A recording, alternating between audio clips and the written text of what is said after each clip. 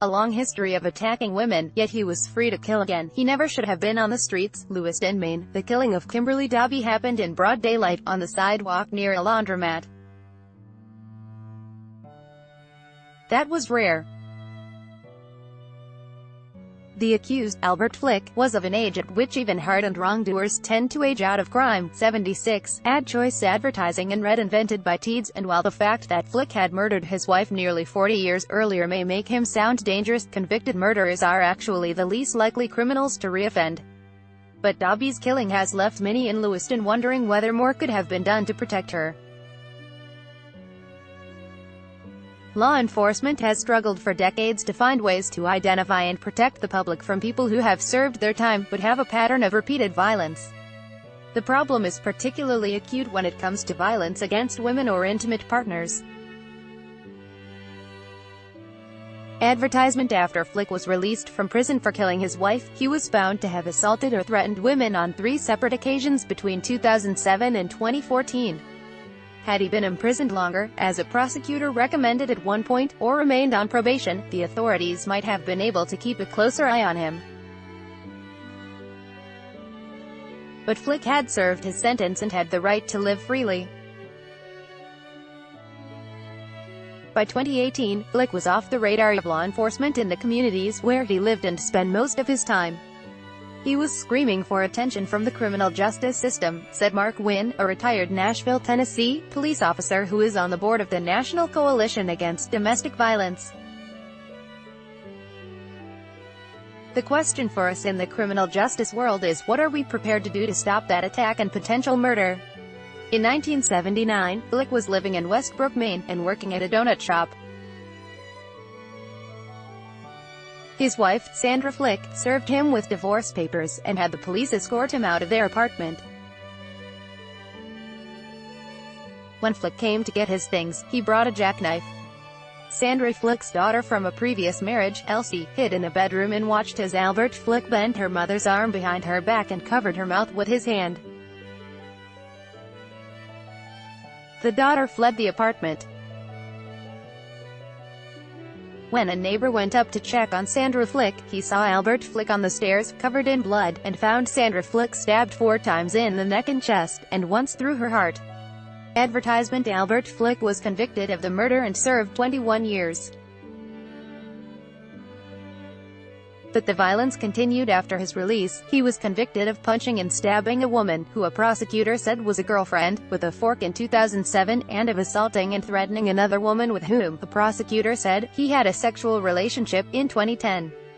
When police arrived on the scene, they found Flick trying to hang himself. After that attack, a prosecutor, Catherine Tierney, pronounced him a danger to women and society, and urged a judge to sentence Flick to about 8 years. Despite his age, she told the judge, his history has shown that he's not about to stop. But Judge Robert E. Crowley sent him back to prison for less than 4 years instead. At some point, Mr. Flick is going to age out of his capacity to engage in this conduct, Crowley said, and incarceration beyond the time he ages out doesn't seem to me to make good sense from a criminological or fiscal perspective. 8 years later, that decision has angered Dobbie's friends and family, as well as his previous victims. There is no age that is too old to commit murder, said Elsie Kimball Clement, the daughter of Sandra Flick. He never should have been on the streets. The time behind bars did not serve as a deterrent. After Flick got out, he verbally threatened the victim of the 2010 attack and went back to prison. By this year, he was free once more and had moved to Auburn, just over the river from Lewiston, where he lived with a nephew, his lawyer said. Local law enforcement officials had no idea he was there, nor of his criminal past. Advertisement. Someone with a violent criminal history, if they're coming out of prison, not on probation, we may never know who they are until the wrong moment, said Deputy Chief Jason Moan of the police department in Auburn. Flick first crossed paths with Dobbie at the library in Lewiston, her friends said.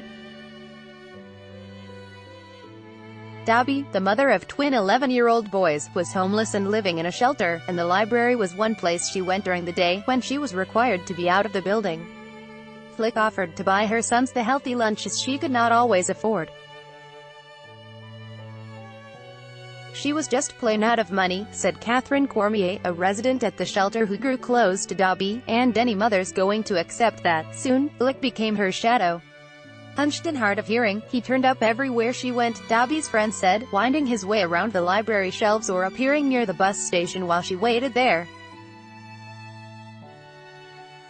She asked him to leave her alone and rebuffed his entreaties for a romantic relationship, her friend said, but he only seemed more fixated.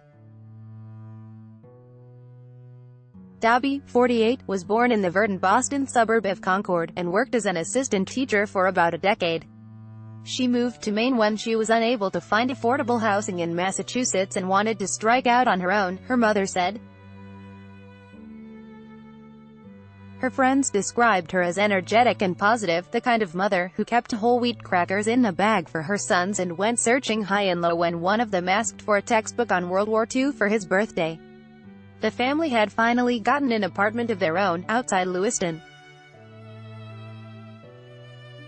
But on a Sunday morning in July, the day before caseworkers were going to take them to their new home, Dobby was stabbed to death in front of her sons. 3 days later, Flick shuffled into court for his first hearing, his bent frame shrouded in an orange jumpsuit and black headphones, meant to help him hear, suctioned to his ears. His lawyer, Alan Labazzo, said in an interview that his client would likely use an insanity defense. "It's not a whodunit, it's a question of why it happened," said Labazzo, who listed dementia, stroke or head injury as possible explanations. When asked about Flick's violent history, Labazzo said, "I think I would make the argument that the violence is a symptom of mental illness." On Tuesday, Flick pleaded not guilty and a judge ordered him held without bail. Communities around the country are experimenting with ways to stop habitual perpetrators of violence against women. High Point, North Carolina, reduced its domestic homicide rate when it tried a focused deterrence program, first developed in Boston in response to gang violence, that closely tracked offenders and handed down increasingly stiff penalties for any new offense. In New Jersey, 2 killings drew attention to the limitations of a risk assessment tool designed to help judges determine whether to release defendants, sparking an effort to make it more effective in domestic violence cases. A domestic violence high-risk team, developed in Massachusetts, monitors the situations most likely to end in homicide, like when a victim is in the process of leaving her abuser. Domestic violence deals with some significant behavioral issues, as opposed to situational issues, said James Allen Fox, a criminologist at Northeastern University. "It's really hard to tell which domestic abusers and domestic killers will repeat and which ones won't. Most won't, but some do. For the past 2.5 years in Maine, where about half of murders result from domestic violence, police officers have been asking people they arrest 13 questions to assess the risk of another attack." Dobby's friend said she had told a police officer about the issues with Flick, but Brian O'Malley, the chief of the Lewiston Police Department, said there was no record of such an interaction. "She didn't come to us," O'Malley said. "I wish she had." Dobby and her friends thought that Flick was too old to pose a real physical threat. Still, the night before her death, Dobby came back to the shelter visibly anxious about Flick, Cormier said. To diffuse the tension, they joked that a crayon that had stained her shirt in the washing machine would start a new fashion trend, and someone suggested they get Flick a mail-order bride. But they advised her to tell him, by text message, to stay away.